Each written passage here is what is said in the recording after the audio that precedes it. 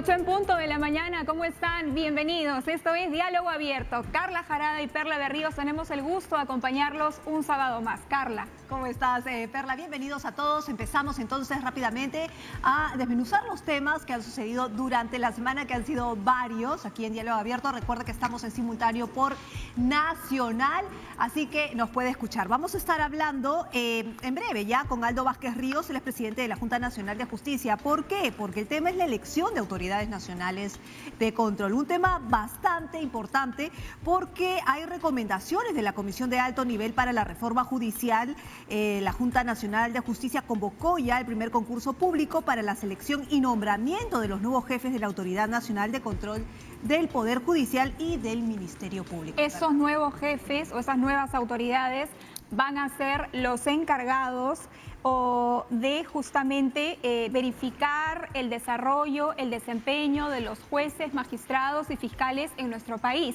Se van a nombrar a estas personas en reemplazo de lo que era la OCMA y de la Oficina de Control Interno del Ministerio Público. De allí su importancia, porque en este momento este control se está haciendo cada institución de manera interna. Lo que se busca con la elección de estas nuevas autoridades es que el control sea externo. Vamos a estar efectivamente en unos minutos más con Aldo Vázquez, presidente de la Junta Nacional de Justicia, porque ya se han publicado las bases de este concurso público, los requisitos, y queremos conocer sobre ello. Antes, tenemos información en vivo, Carla. Así es, con nuestra compañera Tiffany Tipiani, que ya se encuentra lista. Tiffany, ¿cómo estás? Muy buenos días.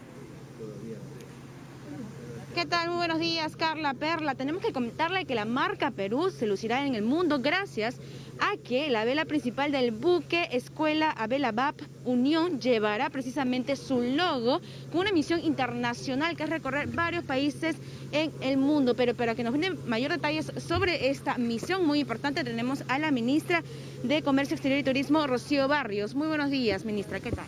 Muy buenos días TV Perú. Efectivamente, justamente a través de un convenio que ya se firmó hace un par de años entre PROMPERÚ y la Marina de Guerra del Perú, hoy se hace posible poder entregarle nuestra marca Perú al BAP Unión para que de una u otra manera nos ayude y sirva justamente como un espacio de promoción turística y también de promoción de nuestros productos bandera en el mundo. Así es, ministra. Cabe resaltar que ya se está reactivando de a pocos el turismo en nuestro país. ¿Nos podría indicar, por ejemplo, hay algunos lugares como Lunahuaná que se está reactivando esas actividades pero de manera progresiva? ¿Hay otros lugares más donde se está reactivando nuevamente el turismo en la capital o a nivel nacional? Primero que nada tenemos que señalar que esta apertura de la cuarta fase tiene que ser una apertura muy responsable y progresiva. En ese sentido, si bien es cierto, las actividades económicas a nivel nacional se están aperturando, de acuerdo a lo que se ha señalado en el Decreto Supremo de Apertura de la Cuarta Fase, todavía tenemos 3 provincias que están cerradas, como es en el caso de Huánuco, de Huamanga y de Apurímac. ¿Eso qué quiere decir? Que en el resto del país ya las actividades podrían reiniciarse, pero nuevamente. Primero tenemos que esperar la aprobación y el cumplimiento de protocolos e implementación de protocolos de estos operadores. Y segundo, hacerlo responsablemente, porque lo que queremos es no perder lo que hemos ganado hasta ahora, que es justamente tener las cifras en descenso. Así es, ministra, algo muy importante también que se había hablado el día de ayer y también el presidente de la República lo mencionó, es con respecto a los vuelos internacionales que ya se van a reactivar. ¿Usted sabe cuáles serían los países a los cuales vamos a poder viajar o van a poder salir del país? Bueno, a través del Decreto Supremo se establece que es el Ministerio de Transportes, justo me acompaña acá el viceministro de Transportes, y el Ministerio de Salud, que se va a publicar en los siguientes días cuáles son esos países con los que vamos a iniciar vuelos. Lo que sí se ha señalado es que van a ser con los países cercanos a la región, ¿no? Entonces, pero en los próximos días es que se va a ratificar cuáles son estos. Carla, Perla, si tuvieras alguna consulta en estudios, nos encontramos con la ministra de Comercio Exterior y Turismo y también con el almirante Fernando Raúl Cerdán, el comandante general de la Marina.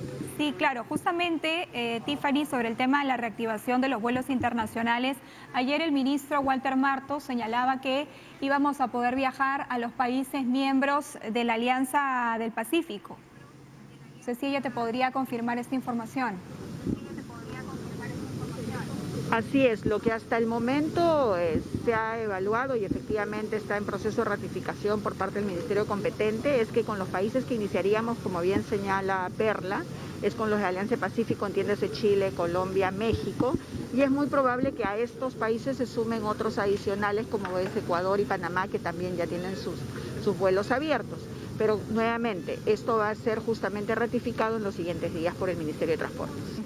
Ahora, ministra, ¿qué tal? Muy buenos días. En esta fase 4 de la reactivación, que se va a iniciar de forma parcial, de alguna manera, ¿cuáles son, digamos, las nuevas medidas ante la probabilidad de una segunda ola? Como se ha mencionado, bueno, por lo menos algunos especialistas han mencionado que se viene una segunda ola, como en todos los otros países. Entonces, para no frenar precisamente, o ya que estamos yendo con cuidado en la fase 4, ¿cuáles son esas medidas? A ver, gracias por la pregunta. Efectivamente, lo que queremos es evitar o mitigar el impacto de una segunda ola, y eso va a implicar que seamos muy responsables al momento de nosotros salir y hacer nuestras actividades económicas. Uso de mascarilla, distanciamiento, desinfección permanente de manos. Pero adicionalmente a eso, lo que se ha priorizado en esta fase es toda actividad que pueda realizarse al aire libre, y sobre todo cuando hablamos, porque ya se está aperturando el tema de actividades deportivas o clubes deportivos, que estos sean solamente aquellas actividades deportivas que impliquen a una persona o máximo 2 personas y al aire libre y manteniendo el distanciamiento. Eso es parte de lo que se ha priorizado, así como también hemos tenido la flexibilización en el tema de las edades de los niños, ya que hasta antes de esta fase se permitía solo que los menores mayores de 14 años puedan, digamos, desplazarse con sus familiares. Hoy se ha reducido a menores de 12 años para ir así poco a poco ir flexibilizando las normas en la medida que las cifras de salud nos lo permitan. Entonces, nuevamente, mascarilla, distanciamiento, actividades al aire libre, solo unipersonales o máximo de 2 personas. Sí, Tiffany, me parece que te acompaña también el almirante Cerdán, Fernando Cerdán. Así es, Carla Perla, aquí está a mi costado. Si tuvieran alguna duda también nos está escuchando. Sí, yo quería preguntarle sobre esta alerta que envió la Embajada de los Estados Unidos sobre la presencia de barcos chinos cerca de la zona marítima peruana. Exacto, 300 las 200 millas, ¿no? Entonces generó toda una controversia. De hecho, la Embajada peruana, la Marina ya se pronunció al respecto, pero quería que tú le preguntaras sobre esto al almirante, sobre este tema puntual. Sí, buenos días, gracias por la pregunta. Actualmente hay alrededor de 260 embarcaciones chinas que están en la milla 230. Desde hace ya varias semanas tenemos el control positivo de todas estas embarcaciones y hemos enviado aviones de exploración, hemos enviado patrulleras marítimas y hasta unidades submarinas que están en el área supervisando que no ingresen dentro de las 200 millas. Están todas fuera del dominio marítimo. Repito, tenemos un control positivo de ellas e incluso hemos embarcado gente de prensa nacional e internacional en nuestras aeronaves y nuestras patrulleras. Claro. Almirante, no sé si me escucha. ¿Sí? Sí. Sí. Claro, la alerta que provino de la Embajada de los Estados Unidos señalaba que estos barcos chinos tenían historia de cambiar, estoy leyendo textual, nombres de barcos y desactivar rastreo por GPS frente al Perú. Hablaban también de una sobrepesca y sobre los daños ecológicos que esto podría causar. ¿En algún momento se ha registrado algún impasse de este tipo con alguna embarcación de procedencia china? Como le repito, tenemos un control positivo de todas las embarcaciones, tenemos unidades aéreas, de superficie y submarinas verificando las actividades de esta flota extranjera. Están fuera de las 200 millas y no tenemos ninguna evidencia de que hayan ingresado ilícitamente dentro del dominio marítimo. Sí, y finalmente, almirante, sabemos que estuvieron en Galápagos antes. ¿Ha habido algún tipo de comunicación con la Marina ecuatoriana, en todo caso, para un nivel de coordinación? Efectivamente, tanto la Marina como las autoridades marítimas de Perú y Ecuador estamos en permanente y constante comunicación para intercambiar información al respecto. Bien, ¿ha habido algún tipo de irregularidad, digamos, en Ecuador, algún tipo de información que se pueda compartir? La información que hemos compartido ambas marinas es de utilidad para las dos instituciones y no quisiera comentar sobre actividades que se pueden realizar en otro país porque eso no me corresponde. Por Gracias. seguridad nacional. Muy bien, muchísimas gracias. Muchas gracias. Gracias, Tiffany Tipiani, por este enlace. También por tener la entrevista con la ministra y hablar de esta reactivación en fase 4, que es una reactivación que está yendo de a pocos. Inicialmente se iban a incluir otras actividades, finalmente se decidió que no, por el tema de bares, discotecas, cines, por ejemplo, por un tema de salud pública. Estamos registrando cifras alentadoras porque está en descenso tanto el nivel de contagios como el nivel de fallecidos a raíz del COVID-19, pero todavía no estamos en una situación de control de la situación. Así es, algunos especialistas hablan de una segunda ola y que hay que estar preparados. Ojo que esa segunda ola ha ido en todos los países, así que no hay que bajar la guardia, hay que seguir cuidándonos. Muy bien, vamos a pasar entonces al tema con el que habíamos iniciado el programa, y es la elección de autoridades nacionales de control. Así que estamos ya enlazados vía Skype con el presidente de la Junta Nacional de Justicia, con el doctor Aldo Vázquez Ríos. Doctor Vázquez, ¿cómo está? Muy buenos días. Buenos días, bienvenido a Diálogo Abierto. Muy buenos días, señoritas Carla y Perla, encantado de saludarlas. Bueno, este concurso público es muy importante porque se van a elegir a las autoridades nacionales de control del Poder Judicial y también del Ministerio Público, en reemplazo de lo que era la oficina, o sea, de la OCMA y también de la Oficina de Control Interno del Ministerio Público. ¿Cuáles van a ser las funciones de estas nuevas autoridades? ¿Cuáles van a ser sus competencias? Sí, le agradezco mucho la pregunta. Vea, en verdad hay que entender que la creación de estas autoridades nacionales de control es reciente y se inscribe dentro del propósito de reforma del sistema de administración de justicia. Ustedes saben que a partir, como ustedes lo mencionaron al inicio, a partir de la comisión consultiva que lideró el embajador Alan Wagner, se formularon un conjunto de propuestas con el propósito de impulsar la reforma de la justicia en nuestro país. Así como se ha creado, por ejemplo, la Junta Nacional de Justicia, o así como se ha creado el Consejo para la Reforma del Sistema de Administración de Justicia, que está compuesto por los titulares de todas las entidades que forman parte del Sistema de Administración de Justicia.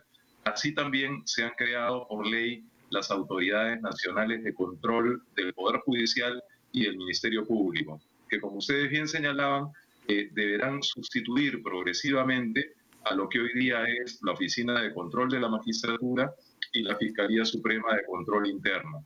¿Cuáles son las funciones de estas autoridades nacionales? Son muy importantes y de mucho interés también para la opinión pública, porque hay lastimosamente, digamos, en muchos sectores una sensación de desconfianza frente a la actuación de algunos jueces y fiscales.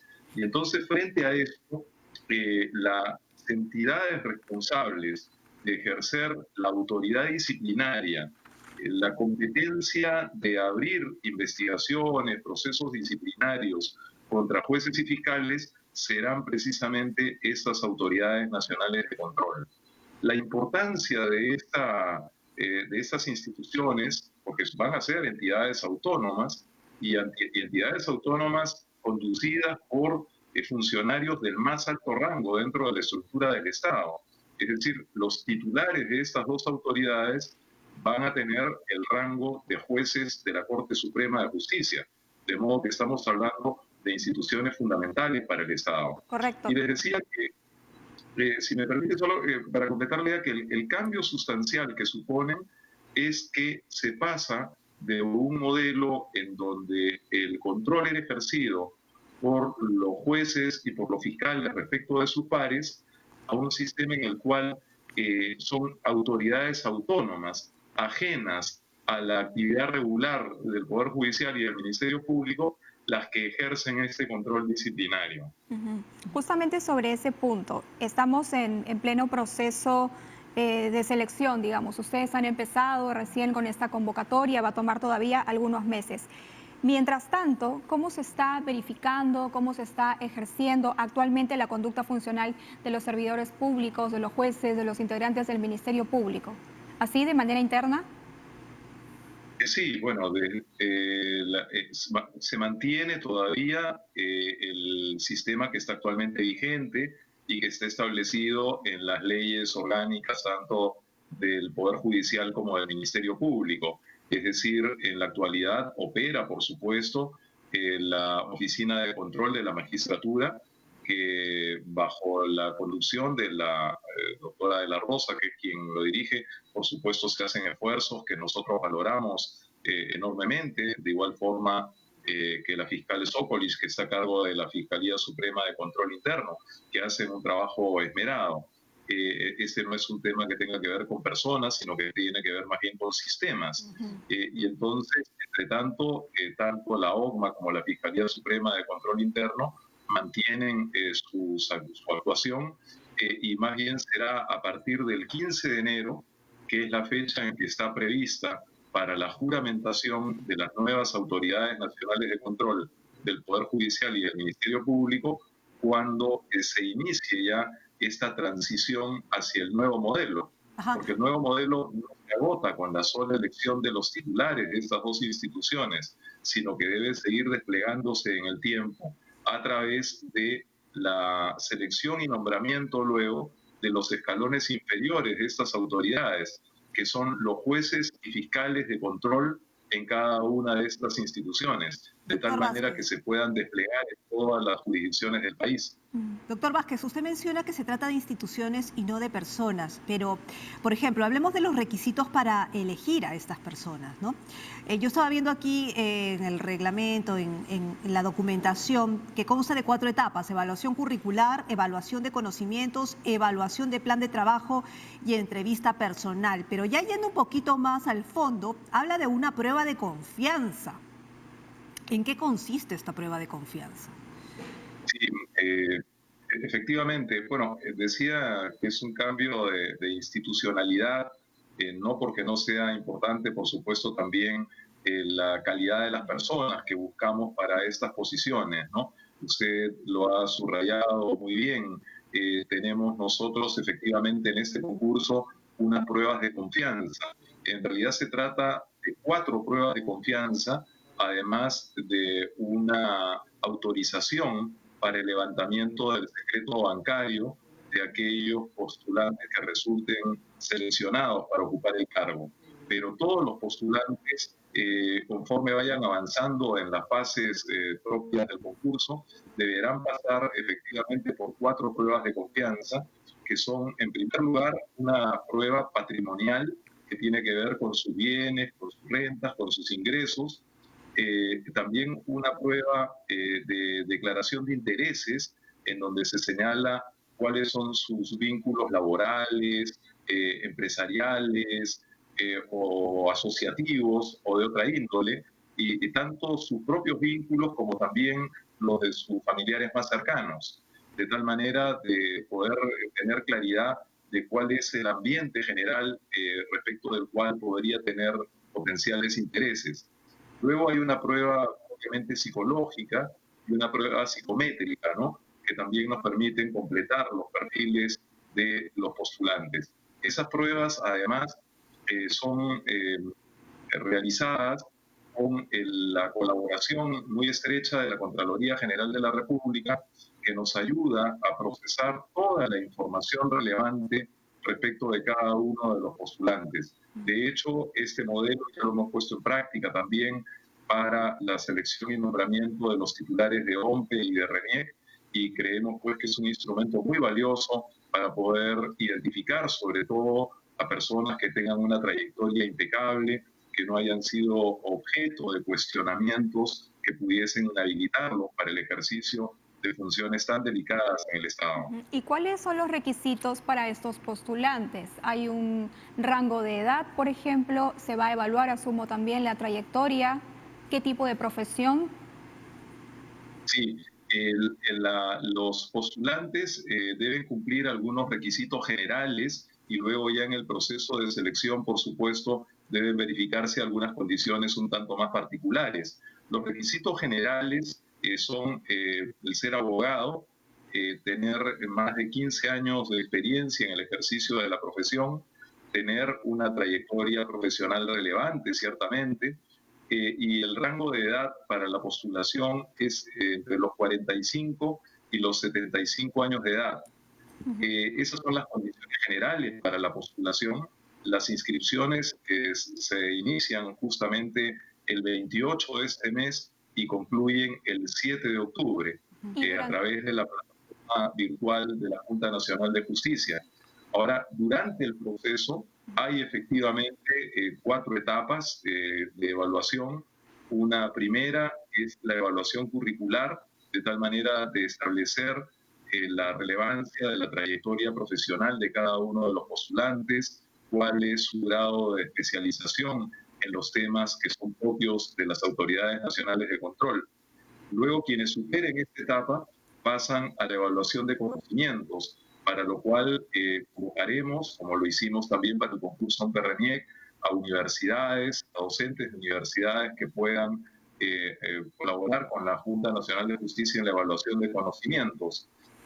Luego viene una etapa de presentación de planes de trabajo, porque cada uno de quienes aspiren a estos cargos deben presentar pues, una propuesta de cómo desarrollar, cómo desplegar las acciones de estas autoridades nacionales de control. Y esos planes de trabajo tienen que ser además sustentados públicamente ante la Junta Nacional de Justicia. ¿Durante y finalmente, sí. hay una entrevista personal que también es pública. Para los insumos de las pruebas de confianza que he mencionado resultan pues, muy relevantes para completar el perfil de los postulantes. ¿Cuánto tiempo van a estar estas personas en el cargo? ¿Cuánto dura su periodo? La designación de estas personas es por 4 años. Muy bien. Perdón, por 5 años. Por 5 años. Muy bien. Sí. Doctor Vázquez, a mí también me gustaría conversar con usted sobre la comisión parlamentaria encargada de elegir a los magistrados del Tribunal Constitucional, ¿no? Que aprobó su reglamento sin tomar en cuenta el rechazo del pedido de escuchar las propuestas de JNJ, ¿no? sobre este tema. Además que quedó como que si era el reglamento o no era el reglamento, si era la normativa, es decir, como que quedó medio acuosa, ¿no es cierto?, esa reunión. Sí, bueno, a mí no me corresponde opinar sobre procesos que son propios de un poder del Estado, como el Congreso de la República. Es constitucionalmente una atribución exclusiva del Congreso de la República en la selección y el nombramiento de los magistrados del Tribunal Constitucional. Naturalmente, todas las instituciones del Estado debemos tener la disposición para colaborar u ofrecer nuestra experiencia, pero por supuesto se trata este proceso, el de selección y nombramiento de los miembros del Tribunal Constitucional, de un proceso que tiene sus propias especificidades, su propia naturaleza y por lo tanto no necesariamente es coincidente con las tareas de la Junta Nacional de Justicia, y definitivamente la Junta Nacional de Justicia no le toca ningún rol ni constitucional ni legal en relación a la selección y nombramiento de los miembros del Tribunal Constitucional. De modo que lo único que nosotros podemos al respecto es, por supuesto, como cualquier ciudadano, desear el mayor éxito, la mayor transparencia, ciertamente, y que sean pues los mejores constitucionalistas, pero al mismo tiempo los más comprometidos con el país, los que asuman estas tareas tan relevantes propias del Estado de Derecho. Ahora, pero ustedes como Junta Nacional de Justicia, entiendo, les hicieron llegar unas propuestas que no fueron tomadas en cuenta. No. Nosotros no hemos formulado propuestas al respecto porque no nos corresponde en absoluto. Entiendo sí que algunos señores congresistas han opinado en el sentido de que se solicite alguna punto de vista de la Junta, pero la Junta Nacional de Justicia no ha alcanzado ninguna propuesta porque no nos corresponde hacerlo. Ok, doctor, pero, yo sé que es difícil opinar por parte de la Junta Nacional, ya que hay independencia, usted lo ha señalado, pero el lunes ahorita, el lunes 28, se recibirán las propuestas de la ciudadanía para el reglamento que regulará finalmente este proceso, ¿no? O sea, vence el plazo para estas propuestas. Sin embargo, lo que se ha mencionado es que sería mejor, en todo caso, que fuera el próximo Congreso, la próxima legislatura, quien fuera finalmente que eligiera a los miembros del Tribunal Constitucional, porque este está de salida y pareciera ser una elección express, digamos, ¿no? Para, elegir proyectos, aceptar, en fin, express. Que mejor por el bien de la situación, tipo pandemia, elecciones, podría ser mejor elegir a los miembros del Tribunal Constitucional por la próxima legislatura. ¿Sería lo mejor? Mire, ese tipo de consideraciones tienen, por supuesto, obedecen a un análisis político y de coyuntura que no me corresponde hacer a mí. Lo que yo puedo desear, por supuesto, es que sea este Congreso o sea el próximo quien elija a los miembros del Tribunal Constitucional, se haga siempre procurando el mayor consenso social en torno de designaciones que son de tanta importancia para el país. Doctor Vázquez, yo quería preguntarle por lo trabajado hasta el momento de parte de la Junta Nacional de Justicia. Se han tomado decisiones como por ejemplo la separación del fiscal supremo Tomás Gálvez, también ha habido un pronunciamiento sobre el señor Chávarri, me parece que también. ¿Y qué tanto más podemos esperar en los próximos días sobre estas altas autoridades? Bueno, la Junta Nacional de Justicia ha desplegado con prioridad desde las primeras semanas de su actuación. Recuerden ustedes que la Junta recién se constituyó el 6 de enero y que en medio de todo este periodo todavía breve hemos tenido pues una afectación grave como todas las instituciones por esta situación tan dolorosa que tanto en fin, dolor está causando en nuestro país, que es el tema de la pandemia del COVID. Pero aún así nosotros hemos logrado desplegar nuestras competencias en materia disciplinaria y hemos iniciado, como lo hemos referido en otras oportunidades, ya más de 170 procedimientos disciplinarios. Todos los procedimientos marchan de acuerdo con lo establecido en nuestra ley orgánica de la Junta Nacional de Justicia y con nuestro reglamento de procedimientos disciplinarios. Y según su estado se van adoptando las decisiones que corresponden.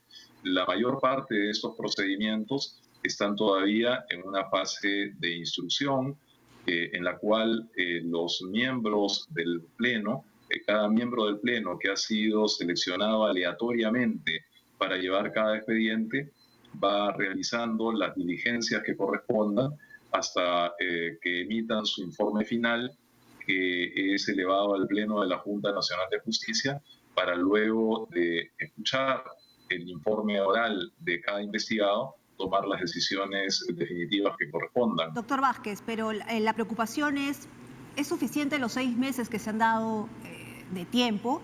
Porque, claro, teniendo en cuenta o las experiencias pasadas, esta suspensión, digamos, de 6 meses, tanto para Tomás Gálvez como para Inostroza, podría ser que el tiempo pase y luego no pase nada, ¿no es cierto? Porque ese tiempo es para las investigaciones y probar finalmente, ¿no? Para llegar a que sean sacados de su cargo definitivamente o que vuelvan. Bueno, el trabajo se va haciendo de acuerdo con los plazos que están establecidos en la ley y en nuestro reglamento, y nosotros estamos seguros que serán suficientes para que la Junta pueda tomar las decisiones que correspondan en función de si se establece o no responsabilidades en cada uno de los procedimientos que están a cargo de la Junta. Claro. Yo quisiera retomar el tema con el cual empezamos esta entrevista, doctor Vázquez, y es esta elección de las nuevas autoridades de control, tanto para el Poder Judicial como para el Ministerio Público. ¿Y por qué? Porque la idea es que tengamos autoridades probas, autoridades que hagan bien su trabajo, que actúen con celeridad en un país donde los procesos judiciales demoran muchísimo, muchísimo, y así como hay jueces que hasta trabajan a veces fines de semana, ¿no? Hay jueces que también parece que dilataran a veces algunas cosas por algunas otras razones, tal vez. ¿Cómo puede hacer un ciudadano cuando estas dos autoridades estén instaladas? ¿Cómo va a ser el contacto con el ciudadano o con el litigante que tenga un proceso y que quiera denunciar alguna mala práctica? Por ejemplo, se establecería una plataforma virtual. ¿Qué han pensado respecto de ello? Sí, incluso eso, por supuesto, es posible también actualmente, ¿no? La creación de estas autoridades nacionales de control deberá fortalecer el sistema de control, pero actualmente también existen los mecanismos para que los ciudadanos puedan presentar sus denuncias en relación a la actuación de jueces y fiscales. Cuando se trata, por ejemplo, de jueces y fiscales supremos, allí la competencia es exclusiva de la Junta Nacional de Justicia y nos toca a nosotros eventualmente valorar esas denuncias, procesarlas y eventualmente iniciar procedimientos disciplinarios que, como sabemos, pueden llevar finalmente hasta la destitución de los magistrados. En el caso de los jueces y fiscales de inferior jerarquía, allí las denuncias pueden presentarse ante la OCMA, en el caso de los jueces, ante la Oficina de Control de la Magistratura y ante la Fiscalía Suprema de Control Interno en el caso de los fiscales. Y cada una de estas dos instituciones, tanto el Poder Judicial como el Ministerio Público, tienen también desplegados en todos los distritos judiciales del país o DECMAS o Fiscalías de Control Interno propias de cada jurisdicción. De modo que los ciudadanos, cuando tienen algún tipo de objeción respecto de la conducta disciplinaria de los jueces o de los fiscales, tienen abiertos las vías para poder presentar las denuncias. Naturalmente confiamos en que cuando se hayan desplegado esas autoridades nacionales de control, podamos hacer todavía, o puedan ellas hacer, porque son entes autónomos, entes independientes, puedan ellas hacer todas las innovaciones que sean convenientes, de tal manera de hacer todavía mucho más eficiente este sistema. Y más rápido, ¿no? Doctor, El tema de la celeridad efectivamente es uno que nos preocupa muchísimo como Junta Nacional de Justicia. De hecho, no solamente puede ser materia de responsabilidad disciplinaria, sino que también en los procesos propios, pues, de evaluación y de ratificación que se puedan realizar en el futuro, por supuesto que es una consideración relevante, porque uno de los grandes problemas que hay en la justicia en nuestro país tiene que ver efectivamente con el retardo, que muchas veces, por supuesto, no se debe exclusivamente a una responsabilidad de jueces y fiscales. A veces también son los propios litigantes los que, como parte de su estrategia, procuran retrasar una decisión final, o a veces también hay carencias materiales, pero en fin, es todo un conjunto de elementos que tienen que ser vencidos para tener finalmente una justicia más célere, una justicia transparente y una justicia previsible. Muy bien, doctor. Y para terminar, no podemos dejar de preguntarle si es que sabemos que el Pleno de la Junta Nacional está evaluando una eventual investigación a la fiscal de la Nación, Zoraida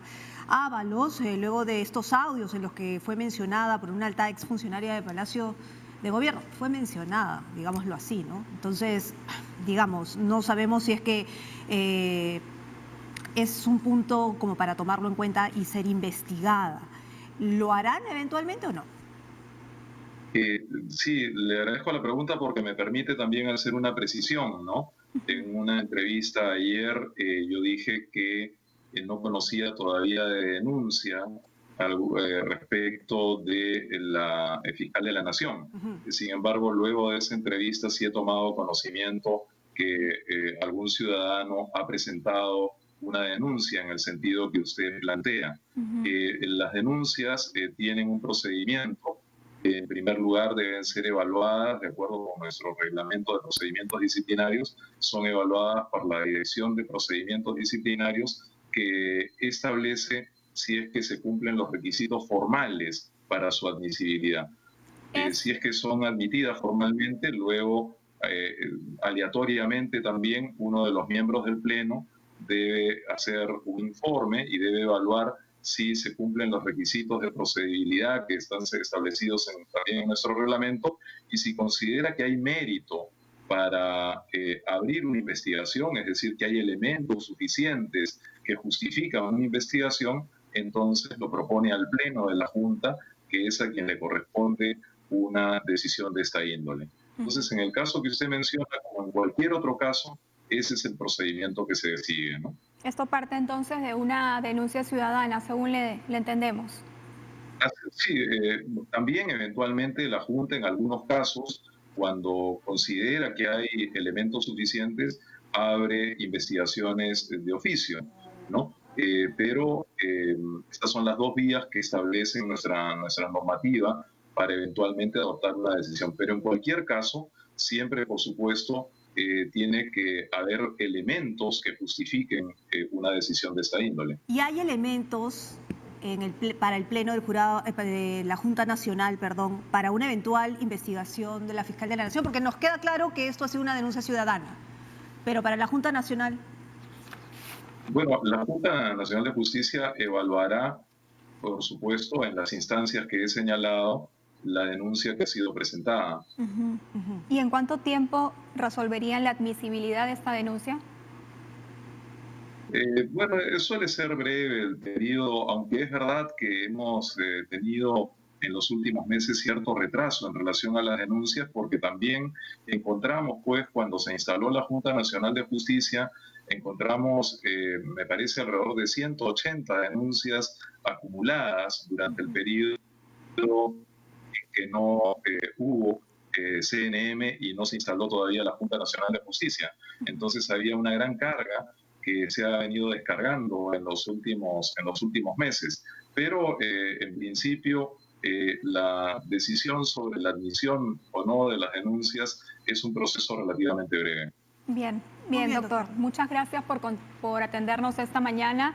Entendemos que por la naturaleza de su cargo hay opiniones que no puede emitir, ¿verdad? Porque si no habría un conflicto. Pero bueno, en todo caso ha sido Aldo Vázquez Ríos, presidente de la Junta Nacional de Justicia. Señalar que la fiscal de la Nación, según sale el día de hoy en el diario La República, va a investigar a la exministra de Cultura, la señora Patricia Balbuena, por el tema de la contratación del señor Richard Cisneros. Muy bien. Vamos a hacer una pausa, pero no se mueva porque vamos a regresar para hablar con Alejandro Rospigliosi, especialista en Derecho Parlamentario y Constitucional, sobre la ley del financiamiento de partidos políticos. No se mueva, que estamos en simultáneo por TV Perú y Nacional. Regresamos.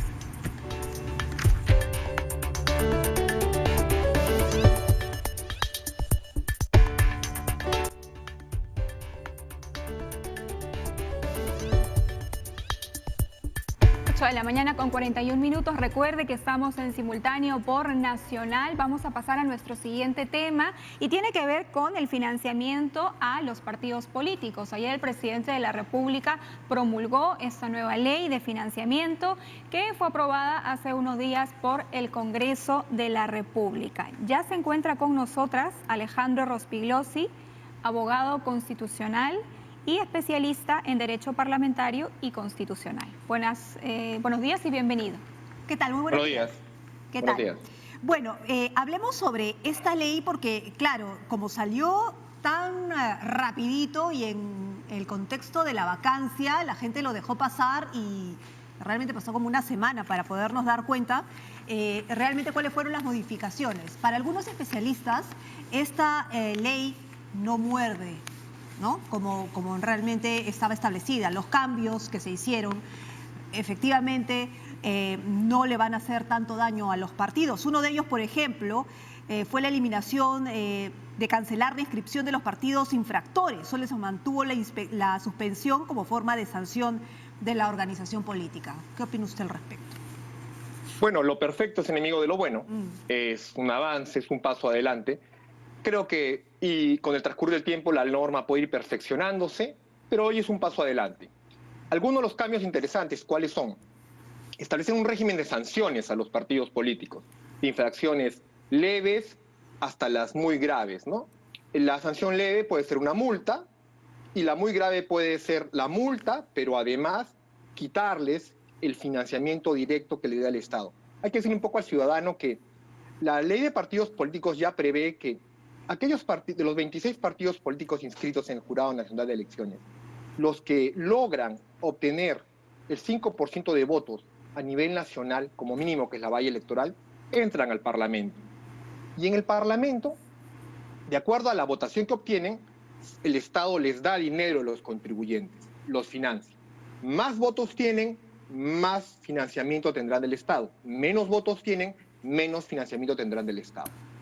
Pero el gran tema era, ¿qué hacen con ese financiamiento? La ley establece la mitad, el 50%, lo pueden gastar en gastos corrientes del propio partido político, alquiler, pago del personal del partido que trabaja, el tesorero, el administrador, etc. Y el otro 50% en gastos de preparar a los jóvenes, a los cuadros nuevos de los partidos políticos. Entonces, el primer tema de qué se usa el dinero. Fue muy criticado en el tiempo, este financiamiento del Estado demoró mucho porque a veces el Estado se negaba a darle presupuesto, pero sí esto aclaró un tema. Si el Estado no financia a los partidos políticos, ¿quién lo va a hacer? ¿El tráfico ilícito de drogas? ¿Quién, la minería ilegal? ¿Quién? Entonces, por eso es que establece que el Estado lo financie y establece que la OMP pero abogado, establece que se cumpla. Ok, doctor, sí. pero es una infracción grave no presentar los informes sobre los aportes e ingresos recibidos, así como los gastos efectuados durante la campaña en el plazo establecido por la Oficina Nacional de Procesos Electorales, por la OMP. Es Sí. una infracción grave. ¿Eso cómo lo leemos? Bueno, la infracción grave es que si el partido político no cumple con sus deberes, lo que va de reportar, por ejemplo, al año siguiente del proceso electoral, qué hizo con el dinero, en qué lo gastó, no hace una rendición de cuentas a la OMP, la sanción que se puede poner es multar al tesorero, multar al partido político, pero además quitarle el financiamiento. Ya, pero no cancelarle la inscripción. No, eso no se estableció en la norma, ¿no? Ahora, el hecho de que el Estado financie al partido político, ¿lo exceptúa de que reciba financiamiento privado?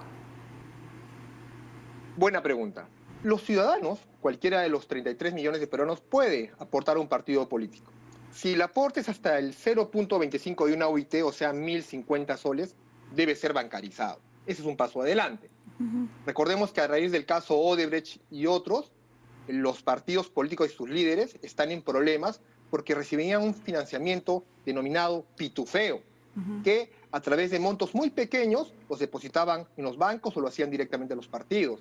Entonces, esta norma busca corregir ese problema, estableciendo que se bancarice. Y al bancarizar, como usted bien sabe, el banco va a identificar quién es el ciudadano que aporta. Los partidos deben llevar un registro contable detallado de todos los ciudadanos, las personas que aportan a los partidos políticos. Ya. Las empresas con fines de lucro no pueden aportar directamente a un partido político. Se pone algunos candados, definitivamente está muy... Doctor. Lamentablemente Doctor. hemos perdido la en comunicación. que Ahí está. es simplemente un pequeño paso y puede hacerse más cambios. Sí, me parece fundamental este punto porque hace un momento le dijimos, usted acaba de decir que si no reportan al año siguiente qué se hizo con la plata, es una infracción grave, pero solamente recibirían ¿Me una... escucho? ¿Hola? Hola. ¿Doctor?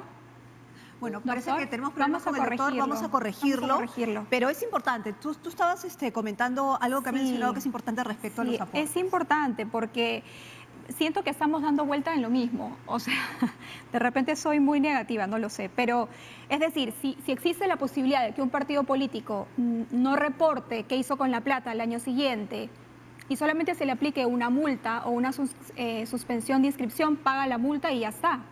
Y lo que se quiere es que justamente haya transparencia en el gasto. Entonces, al eliminar la cancelación de la inscripción de los partidos políticos por motivos como este, es decir, por no transparentar gastos, creo que hemos quitado un elemento importante de control sobre la plata que ingresa a los partidos. Y ya hemos visto cómo ingresa a veces la plata a los partidos, ¿no?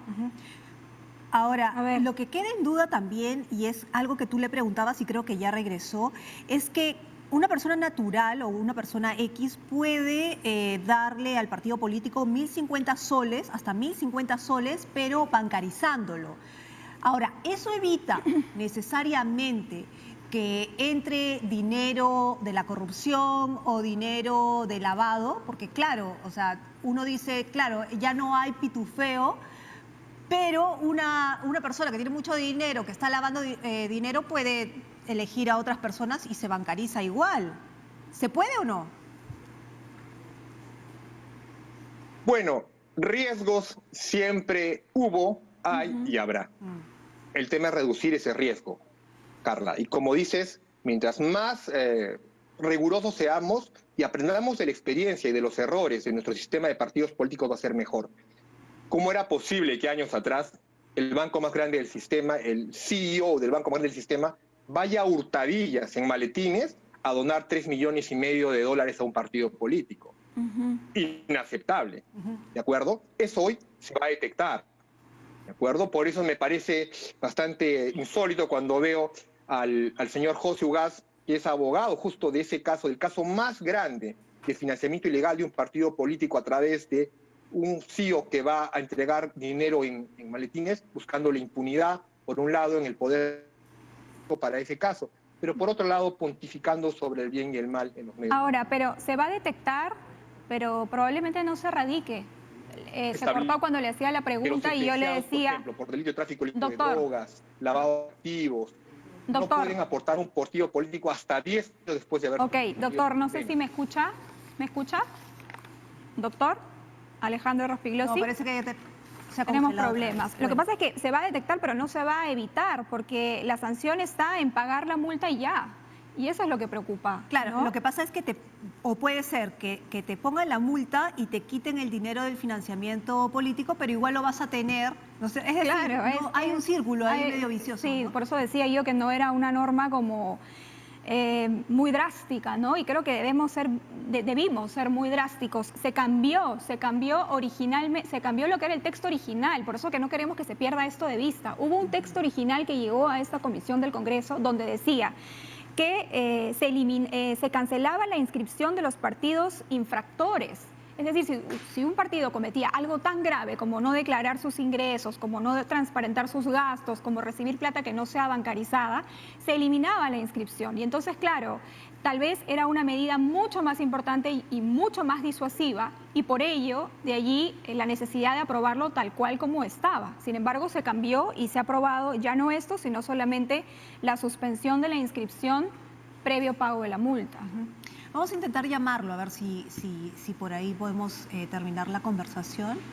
Están en eso, nos dicen, sí, hay otro punto, y es que fue la queja de algunos partidos políticos, porque mencionaron que no todos podrían recibir efectivamente el financiamiento político, ¿no? Y esas son algunas dudas. Lo tenemos por teléfono, perfecto. Doctor, ¿nos escucha? Ahí está. ¿Ahora sí? ¿Doctor?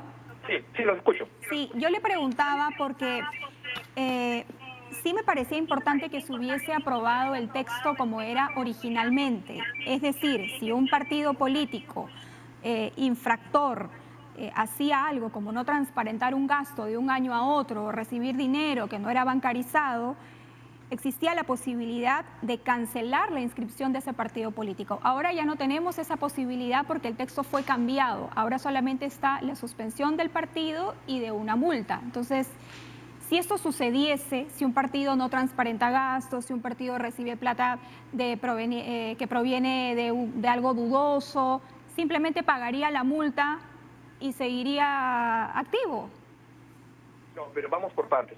Lo que dices es cierto, quizá lo óptimo hubiese sido cancelar al partido político directamente, pero ahora indirectamente lo estamos haciendo, porque cuando no reporta lo que tú señalas, Perla, se le quita todo el financiamiento.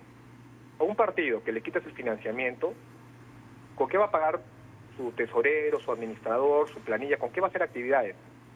Es indirectamente lo mismo.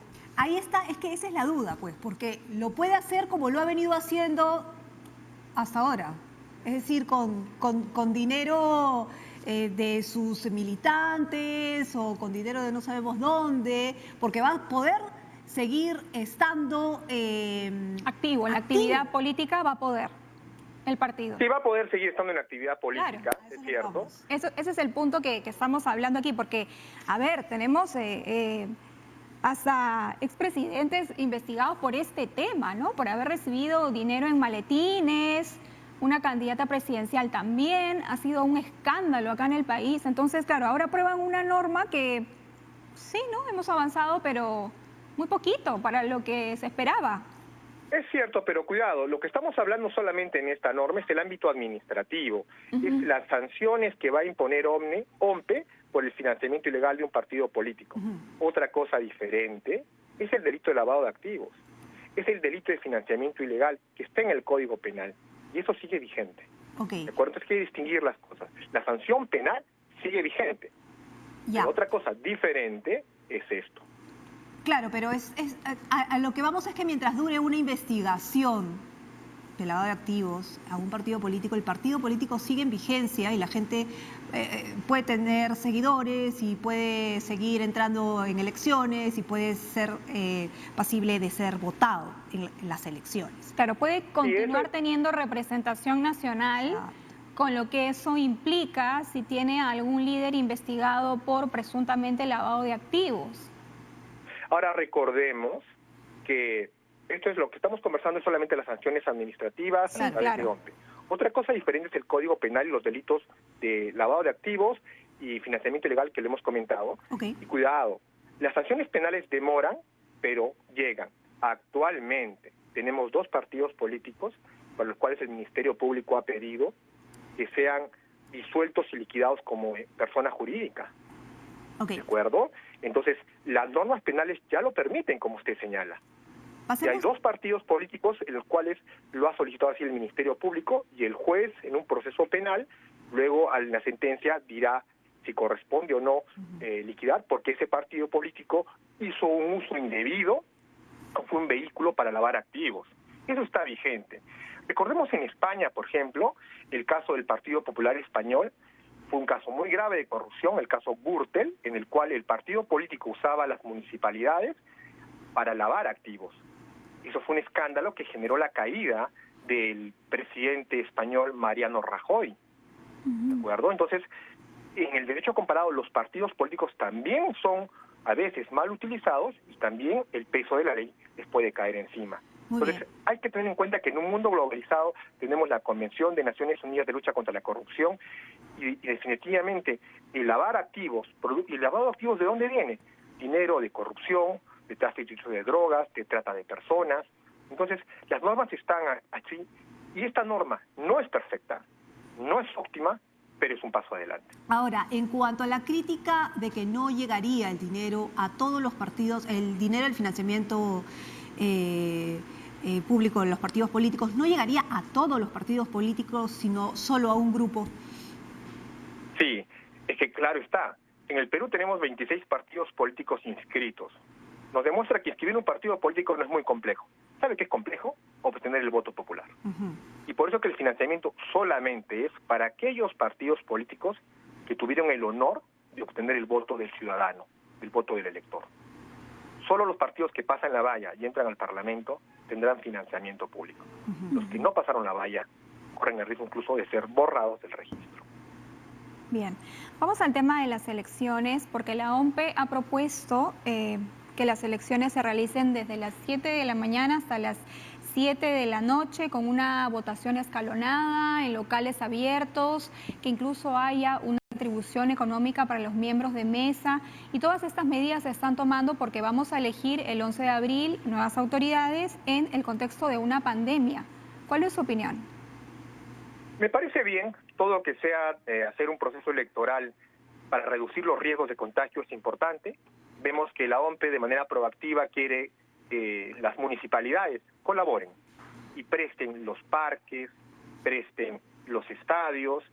El IPD debe colaborar para que la votación sea al aire libre y sea mucho mejor. Incluso se habla que el día de la votación podría ser no solo un día, sino hasta 2 días.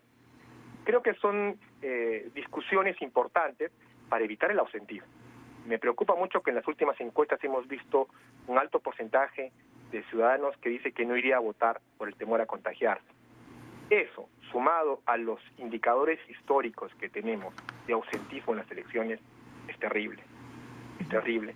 Entonces, hay que invitar a votar, el día de la votación es aquel día en que todos los 33 millones de peruanos somos iguales. Bien. Porque una persona, un voto.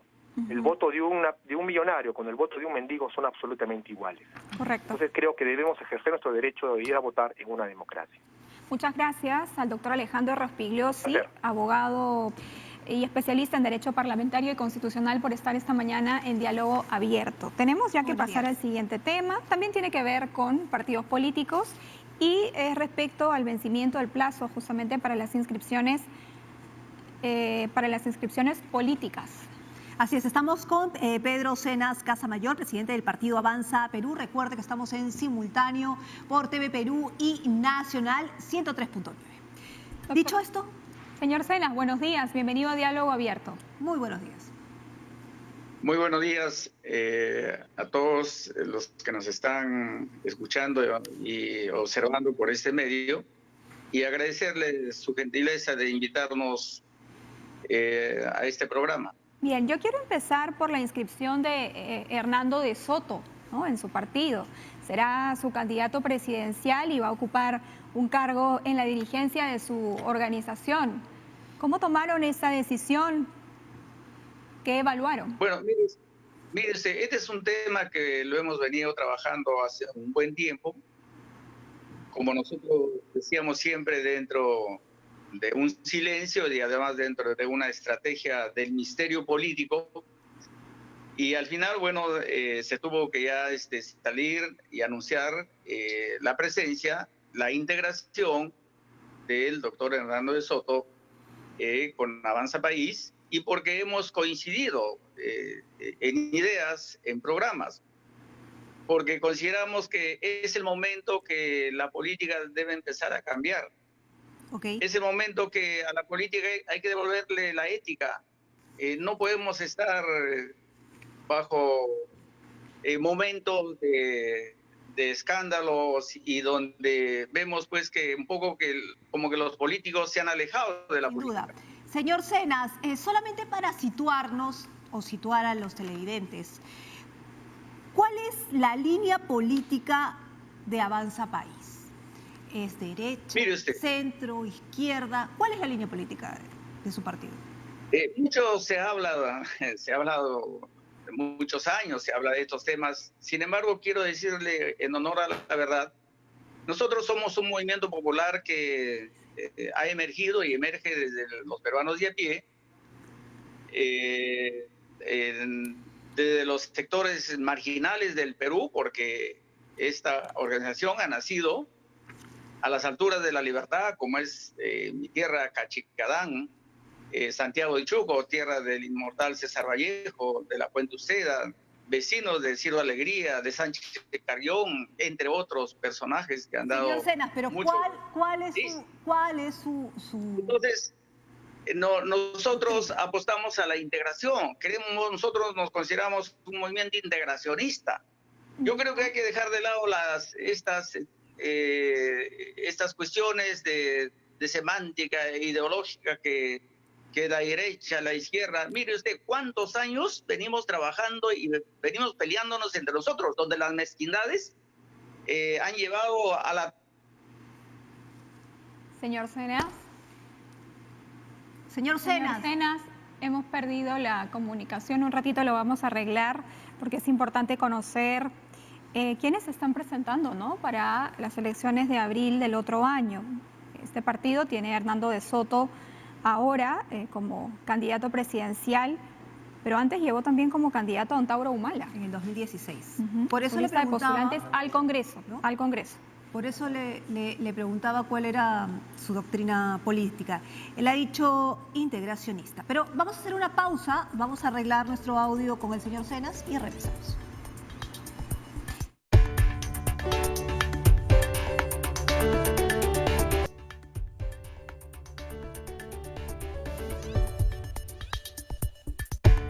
Bien, estamos conversando con Pedro Cenas Casamayor, presidente del partido Avanza País, que tiene como candidato presidencial a Hernando de Soto. Señor Cenas, ¿nos escucha ahora sí?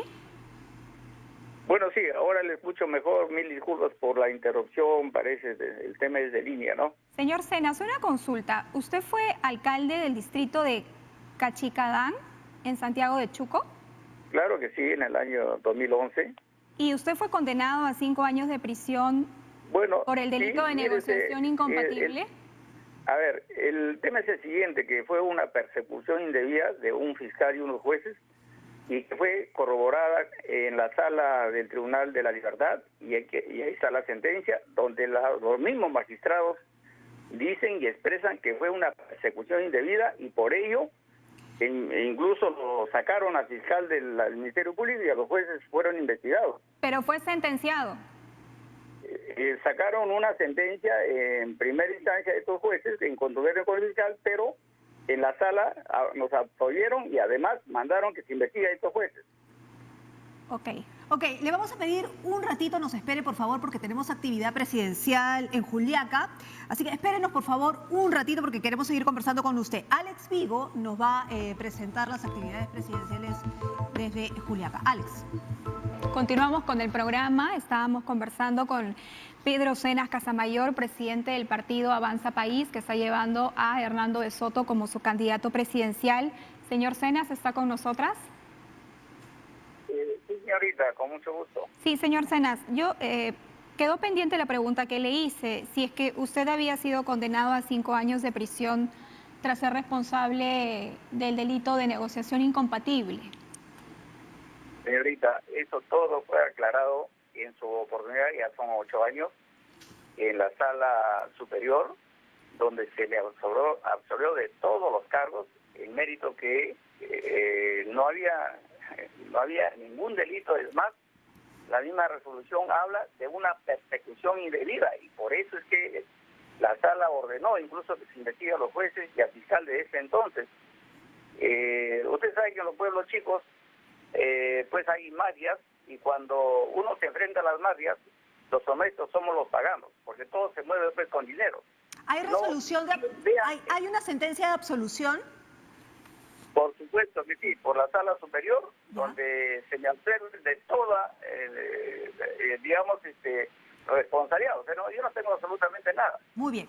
Bueno, dicho esto entonces, habíamos quedado en que su partido Avanza País, ¿no es cierto? Porque, digamos, el tema es que vence ya el plazo de las inscripciones políticas, va a llevar a Hernando de Soto como su candidato. Yo le preguntaba, antes de irnos, ¿no es cierto?, a la actividad presidencial, cuál era, digamos, el punto de partida o cuál era el punto político, la doctrina política de Avanza País, y usted mencionó que era integracionista. Pero, ¿qué implica ser integracionista? Porque a nosotros nos daba un poco de curiosidad, y suponemos que el electorado también, teniendo en cuenta que por un lado tiene ahora un candidato como Hernando de Soto, economista, muy conocido, qué sé yo, pero en el 2016 tuvo entre su lista de postulantes al Congreso del 2016 a un Antauro Humala, ¿no es cierto?, que se encuentra preso además, ¿no? Que además está preso por el Andahuaylazo, por habérsele levantado en Andahuaylas, ¿no es cierto?, con gente herida, en fin. ¿Eso es ser integracionista o es ser un vientre de alquiler? Le pregunto. Permítame, señorita, precisar lo siguiente. Estamos hablando del 2006, ya han pasado muchos años, ¿verdad? Es cierto, nosotros fuimos en un acuerdo político con los amigos Humala, eso fue, bueno, parte de ese tema político, y luego hay que entender pues que los tiempos cambian. Los hombres tenemos que adecuarnos en función, digamos, a los cambios que se dan en la sociedad. Ahora estamos, yo creo, en la búsqueda de nuevos paradigmas. Estamos viendo cómo los buenos peruanos en el país nos unimos para sacar de la crisis a nuestro país. Mire ustedes, son 200 años de vida republicana. ¿Cuál es el resultado? Todos lo estamos viendo, ¿no? No hay hospitales, la educación es un desastre, ¿no? Estamos viendo que se ha fracasado en enfrentar el tema de la pandemia. No ocultemos esta realidad. Frente a esta situación, ¿no? Para nosotros es un honor que Hernando Soto se haya incorporado al partido nuestro, y nosotros lo hemos recibido con los brazos abiertos, porque consideramos que es un peruano ilustre que ha dado mucho digamos, por otros países y también ha colaborado con distintos gobiernos en el país desde el punto de vista técnico. Entonces, como él dice, nadie me hizo caso, pero ahora tiene la gran oportunidad de implementar todo un plan de desarrollo para nuestra patria y sobre todo sacarlos de la postración en la que se encuentra. Señor Cenas, ¿ustedes quisieron llevar a Antauro Humala al Congreso en el año 2016? No, señorita. 2006, ¿no? Está en un error. Es en el año 2006. Ok, pero en el año 2006 Antauro Humala ya había sido denunciado por delitos de sedición, conspiración para rebelión contra el Estado y el orden constitucional. Había sido ya denunciado por la Procuraduría del Ministerio del Interior por poseer armas ilegalmente. Ya se sabía todo lo que había pasado en el 2004. ¿Cómo es que toman la decisión de llevar a una persona así al Congreso? Mire usted, a ver, en ese entonces nosotros fuimos a un acuerdo político con el hermano, como fue el señor Ulises Humala, ¿no? Y Antauro Humala, es cierto, fue como candidato al Congreso. La ley lo admitió porque estaba en proceso. Sin embargo, nosotros consideramos que fue un error político haber hecho un acuerdo, porque no pasamos la valla además. O sea, nos quedamos en el aire. Ya, pero ¿era una cuestión de pasar la valla simplemente o era una cuestión de llevar candidatos idóneos al Parlamento Nacional? No se trata de eso, fue un acuerdo político en función a esa coyuntura que se nos presentó. Bueno, luego... ¿Cómo se puede hacer un acuerdo político con una persona que estaba siendo denunciada por todo esto? Bueno, mire, fue todo... Recorremos, a ver, fue producto de una coyuntura que es más, y hay que reconocer, que él se rebeló contra la corrupción de Toledo y que nadie decía nada. Todos lo acusaban porque estaban en el poder, pues, ¿no? Cuando están en el poder, ¿no? Lo franelean muy bien. Pero luego que salió el señor Toledo, se ha descubierto que el presidente más delincuente del país. A ver, nos vamos a tranquilizar un poquito, señor Cenas, pero cuando le hemos preguntado sobre su partido, usted ha hablado que es integracionista y que busca la ética. Si me permite, termino. Usted ha hablado sobre la ética. ¿Qué ética hay en llevar en su partido a alguien que está siendo investigado por los delitos, levantarse contra el orden constitucional y el orden democrático? Señorita, con todo respeto, eso fue un hecho que ya pues ha pasado, bueno, ya son varios años y consideramos que los hombres también nos equivocamos y yo pido disculpas porque en vez de me equivoqué en ese entonces, pero yo creo que es bueno, digamos, ver ya, digamos, a partir de estos tiempos la política, digamos, bajo los referentes exactos, como debe ser el tema de la política. O sea, yo considero que sí.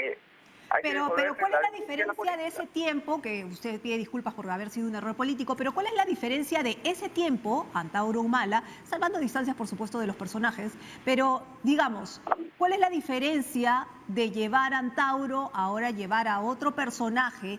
¿No se convierte su partido en un vientre de alquiler finalmente? Porque lo que usted necesita es ir al Congreso. Usted va finalmente como cabeza de equipo al Congreso y va a entrar de todas maneras por los votos. El partido sigue siendo el mismo, ¿no? Lo que cambian son los postulantes. Nos llama la atención el cambio, el giro de timón. Señorita, en principio nosotros actualmente no están en nuestras vidas los señores Humala. Ellos están en su propio referente. En segundo lugar, con todo respeto, creo que, como le digo, nosotros tenemos derecho a cambiar. Yo creo que todos nos equivocamos, nadie es infalible en la vida. Y por tanto, nosotros estamos en una época donde estamos en un proceso de integración, porque nosotros estamos bajo un proyecto político de mira a este siglo. No estamos en función a estas elecciones, sino estamos mirando también a las próximas generaciones. Entonces, eso es nuestro horizonte. Nosotros estamos de acuerdo que hay que combatir la pobreza. El enemigo número uno es la pobreza, es la exclusión, es cómo salimos de esta pandemia, cómo salimos de esta crisis económica, donde está demostrado que el Perú hoy día es el país donde está ha caído totalmente en su economía, es el país más afectado de Latinoamérica. Ok, señor Cenas, si me permite, en esta inscripción de Hernando Soto como, digamos, candidato presidencial, ¿Qué implica? Porque él va a ocupar el cargo en la dirigencia de su organización. ¿Eso qué implica? ¿Qué decisiones va a tomar él y qué decisiones va a tomar usted? Como presidente del partido, Avanza País. Mire usted, no nos preocupemos por los cargos. Ya nosotros hemos tomado un acuerdo donde él a partir de la fecha asume la conducción de este proceso político en el país. Y nos hemos puesto de acuerdo, hay un programa mínimo en el cual vamos a trabajar todos, porque ha llegado un momento que tenemos que darle una salida a la crisis en el país. Por favor, ya no podemos estar con estas necesidades. Señor Cenas, ¿usted sería cabeza de lista al Congreso? No necesariamente. A mí no me quite el sueño, señorita, de ser o no congresista. No lo descarta. Ya. ¿Le gustaría? Política no está descartado. Ajá. ¿Le Política gustaría llegar al Congreso de la República? Bueno, señorita, si uno, digamos, aspira, digamos, a servir y no a servirse, hay que hacerlo. Ok, pero ¿cuál es el acuerdo político entre ambos, pues? Porque ustedes le están prestando básicamente el partido, le están cediendo la dirigencia. Obviamente la pregunta es qué van a ganar ustedes. No, acá nadie presta nada, señorita. Por eso, la política para nosotros no es una mercancía, por favor. Para nosotros la política es un acto de fe y un acto de integración. Ya. ¿De acuerdo? Y en ese camino estamos. Por favor, no nos vean como que somos una especie de vientre de alquiler, como a unos opinólogos aparecen por ahí y tratan de echarle barrito, ¿no? Sobre todo a las organizaciones. No tiene nada de malo que le presten, está en la ley, no tiene nada de malo. O sea, yo no le estoy diciendo nada Además, malo. está usted aquí justamente para que pueda comentar lo que tenga que comentar al respecto. Una consulta. Yo le digo, ¿El señor Julio Gagó fue candidato por Avanza País también? Sí, fue un invitado, ¿no? Él nada tiene que ver ahora en el partido, fue un invitado como un empresario emergente de Lima, ¿no? Y bueno, ahora hemos quedado como amigos, pero ya políticamente nada tiene que ver en nuestras filas. O sea, nosotros no nos hacemos problemas. Y cuando él fue candidato, cuando él fue invitado candidato por Avanza País, ¿ustedes realizaron una cena para 2.000 invitados y cada invitado tuvo que pagar 150 soles por entrada? ¿Realizaron esta actividad, entre otras? Bueno, yo en ese entonces estuve, tengo entendido, fuera de Lima. Probablemente, bueno, él ha hecho sus actividades como todo candidato, pues Pero usted como presidente del partido no sabe de esta actividad. Señorita, mire, nosotros cuando tomamos un acuerdo, el acuerdo, y nosotros le dimos la responsabilidad para que sea a cargo de Lima. Se lo pregunto porque no estoy lanzando una acusación bajo ningún punto de vista, pero se lo pregunto porque ha sucedido con otros partidos que también realizaban estas actividades, ¿no? De cenas, cócteles, qué sé yo, para recaudar plata que aparentemente eran de voluntarios, aparentemente, y ahora esos partidos están bajo investigación. Sí, pues hay muchas suspicacias sobre esto, esta cosa. Lo único que le digo, señorita, con todo respeto, yo como buen provinciano siempre hago mis chambarcitos con mi gente. Siempre me pongo mis chochoquitas con mi gente. Y eso no quiere decir que yo soy un delincuente. Lo que pasa es que estamos mal. ¿Sabe por qué, señorita? Que muchas veces los opinólogos salen y inundan, no digamos, manchan honras. Y bueno, muchas veces la prensa mancha honras, sanciona y lo liquida. Y no puede ser. Yo creo que... Le estamos preguntando para que pueda contestar por todos estos temas que nos interesan y para que finalmente las personas puedan conocerlo a usted como presidente del partido, cuál es la idea de Avanza País, cuál es la propuesta política, por qué hoy Hernando de Soto, por qué antes Antauro Humala, por qué antes Julio Gagó. Es importante, ¿no? Es importante saber cómo ha sido, digamos, el comportamiento de una organización política a lo largo de los años. Señorita, de todos nos dirán, pero no somos, ¿sabe qué, señores? No estamos metidos en la corrupción, pues. Bien. De acuerdo, nosotros, como dirigentes, jamás nos hayan o estamos metidos con los pensamientos de la corrupción. Muy bien, señor. Estaremos conversando entonces, digamos, luego después de las elecciones, seguramente, o antes, no sé, pero estaremos conversando de la inscripción. Pedro Cenas Casamayor, presidente del partido Avanza País, lo han conocido ustedes y un poquito también de lo que hace Avanza País. ¿Dejamos este tema para pasar a otro? Sí. David Tuesta Cárdenas, exministro de Economía y además asesor en políticas públicas de la Asociación de AFPs. Él se encuentra en España, así que vamos a conversar con él sobre la cuarta fase de reactivación económica. Buenos días, bienvenido a Diálogo Abierto. ¿Qué tal? Buenos días. ¿Cómo está? ¿Qué tal, Carla Perla? Un gusto. Bien, hoy se publica el decreto supremo que dispone el inicio de la fase 4, ¿no? De la reactivación económica, que incluye, por ejemplo, vuelos internacionales a algunos países. Se está evaluando todavía qué países, pero sí los que conforman la Alianza del Pacífico, ¿no? Pero algunas actividades han quedado fuera de esta reactivación, por ejemplo, bares, discotecas, cines. Se tenía alguna expectativa de que esto empezara, pero por un tema de salud pública se ha previsto que no sea así. Sí, efectivamente, creo que definitivamente se tenía que empezar a abrir las más actividades. Hay que tener aquí cuidado con aquellas actividades donde el distanciamiento social no se puede controlar, sobre todo, ¿no? Si hubiera algún tipo de mecanismo, metodología, uso de medios digitales para generar ese control, como sucede en otros países más desarrollados, seguramente se podría haber pensado, ¿no? en ir abriendo más actividades, pero yo creo que lo prudente es ir dando este espacio para que nuevas actividades se vayan dando, pero en tanto esto se pueda relativamente controlar. Una apertura descontrolada sí sería nefasto, ¿no? Ahora, yo sé que las comparaciones son terribles, pero aprovechando que estás en España, digamos, España estuvo en una cuarentena y luego salieron, inclusive se abrió el turismo, se abrió todo, aprovechando que estaban en verano, por supuesto, y ellos ya se encuentran en una segunda ola y están bastante preocupados porque los hospitales están abarrotados. ¿Eso podría volver a pasar? ¿Eso podría pasar con nosotros o es precisamente por eso el cuidado que se debe tener? O sea, en base a esa experiencia, ¿qué cuidados debemos tener nosotros? Mire, yo creo que el caso de España es un ejemplo de cosas que no se controlaron bien. En un momento se intentó, por ejemplo, en el caso de las playas, por ejemplo, el uso de aplicaciones para reservar espacio. Entiendo que, por ejemplo, para el verano en Perú, que faltan todavía, algunos meses, se está pensando hacer algo similar.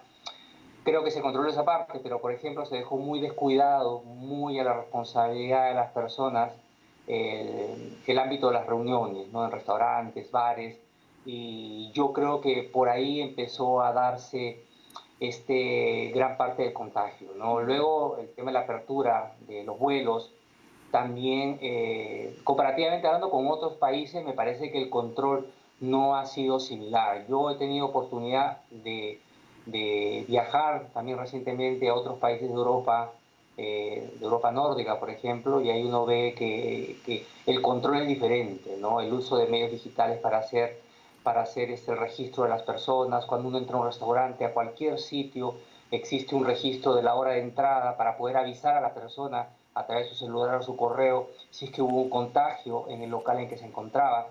Este tipo de cosas, por ejemplo, no se han visto, por lo menos yo no los he percibido en varios espacios en Madrid, por lo menos que Señor Tuesta, digo yo.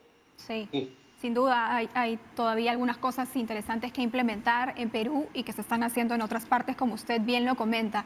Yo quisiera preguntarle sobre el tema de las AFP, porque hay expectativa de parte de un sector de la población sobre estas propuestas que se encuentran en comisiones del Congreso de la República sobre la posibilidad de retirar el 100% de las AFP para los no cotizantes, ¿no? Entiendo que ahora sería con topes.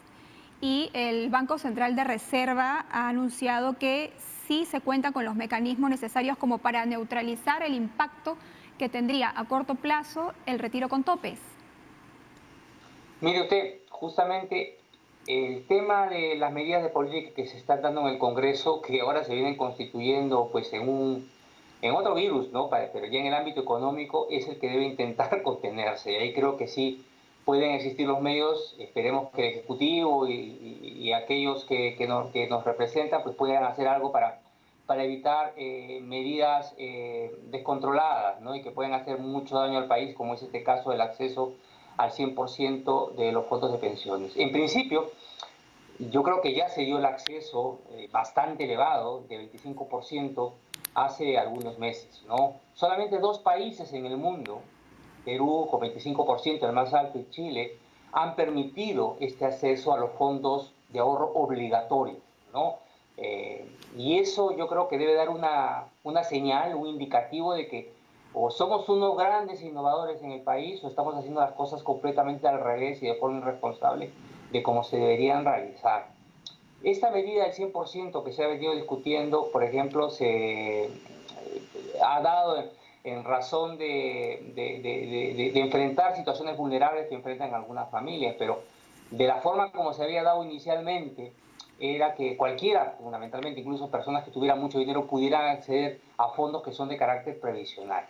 En principio, yo creo que no se debería para nada volver a tocar los fondos de pensiones.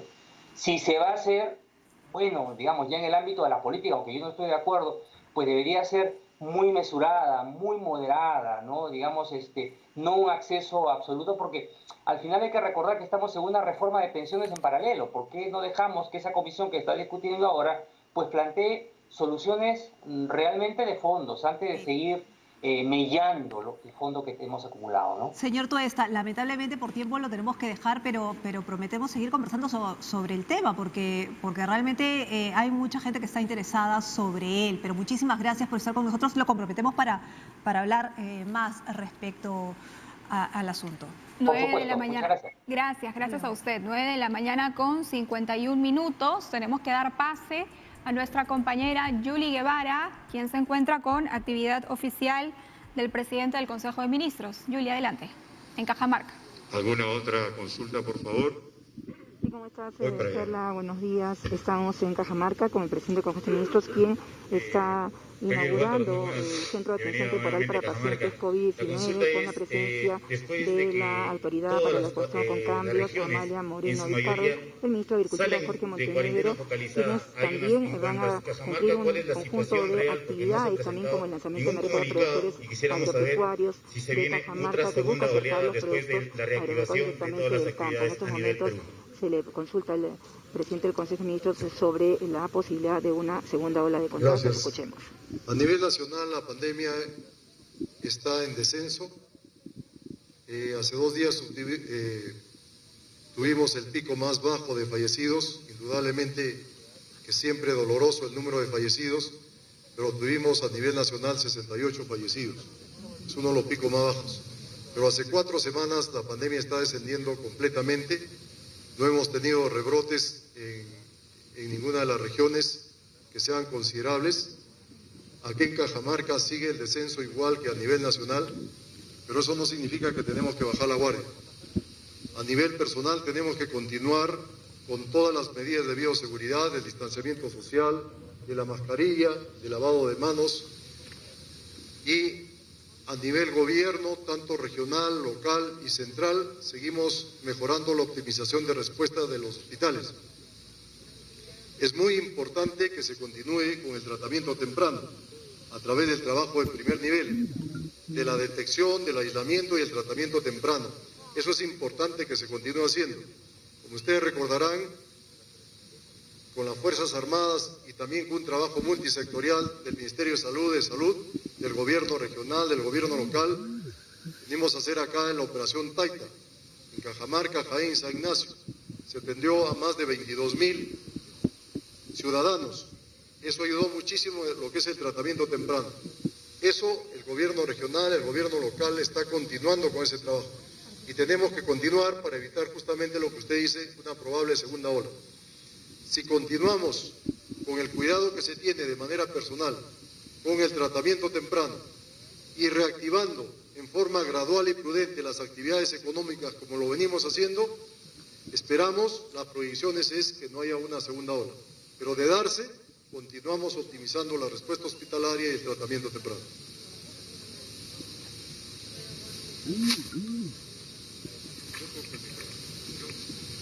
Premier, buenos días. Yuli Guevara de TV Perú Noticias. Se ha anunciado una reunión del Consejo de Estado para el día lunes, pero también habrá una reunión del presidente de la República con el presidente del Congreso, Manuel Merino. De esta manera, ¿cree usted que se van a ir cerrando, digamos estos conflictos que han habido con el Congreso? ¿Cuáles son las perspectivas de estas nuevas reuniones que van a sostener con el presidente del Poder Legislativo a futuro?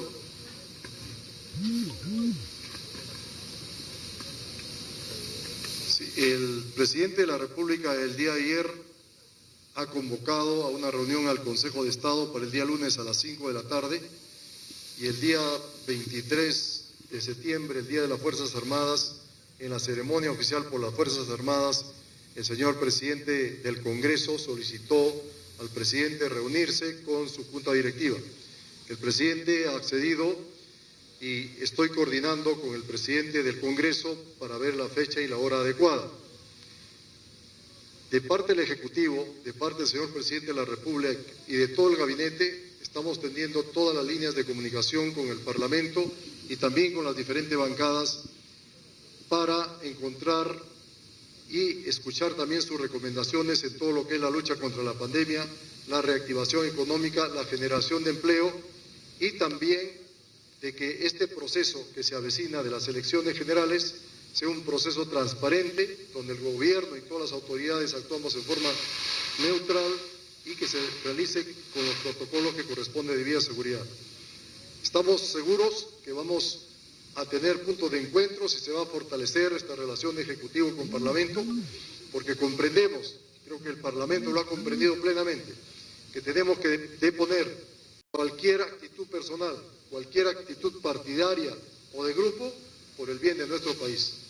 Y todos aquellos enfrentamientos en un momento tan crítico como es una pandemia que está viviendo el país, donde hay mucha gente que requiere atención prioritaria, no podemos estar distrayéndonos con cosas banales. Eso lo hemos entendido tremendamente, el Parlamento lo ha entendido y vamos a atender todos los puntos y líneas de comunicación para establecer un trabajo conjunto y armonioso por el bien de todo el pueblo peruano. Tenemos una última intervención. Si no hubiera, muchas gracias. Buenos días. Felicidades. Han sido las palabras del presidente del Consejo de Ministros en esta breve conferencia que ha habido luego de esta supervisión que se ha hecho al ambiente de hospitalización temporal del Hospital Regional Docente de Cajamarca para atender a pacientes con COVID-19. Bien, nosotros vamos a continuar con las actividades de trabajo del presidente del Consejo de Ministros, Walter Martos, y también del ministro de Agricultura. Volvemos con ustedes en Estudios Centrales. Muchas gracias, Yuli, por esa información desde Cajamarca. Nosotras ya tenemos que irnos, son las 9:58, no sin antes comentarles sobre una resolución, ¿no? Así del jurado. es. ¿Dónde está la resolución, mi querido productor? En mi WhatsApp dice que está. A ver, vamos a ver. A ver. Y a mí no me pasó. Imaginen. No nos ha pasado. No sé. Ah, ya sabemos a lo que se refiere. Lo que sucede es que el Jurado Nacional de Elecciones ha admitido a trámite el proceso sancionador contra el alcalde de La Victoria, George Forsyth, por presunta violación de normas de neutralidad en la campaña electoral.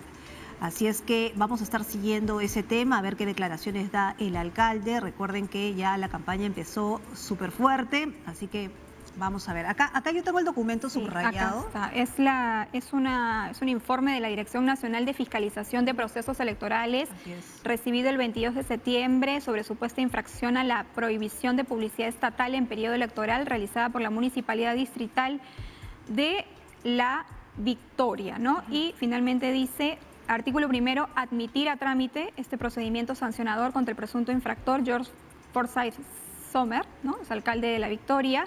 Y en segundo lugar, correr traslado de este informe, al cual podrá acceder a través de la plataforma electoral del Jurado Nacional de Elecciones, a fin de que en un plazo no mayor de 3 días hábiles, luego de notificado, proceda a realizar sus descargos. Muy bien, así que vamos a estar siguiendo. Quédese entonces en sintonía de TV Perú y de Nacional, por supuesto, para ver cualquier detalle de lo que suceda con Forsyth. Que tenga un buen fin de semana. Nos vemos. Chao.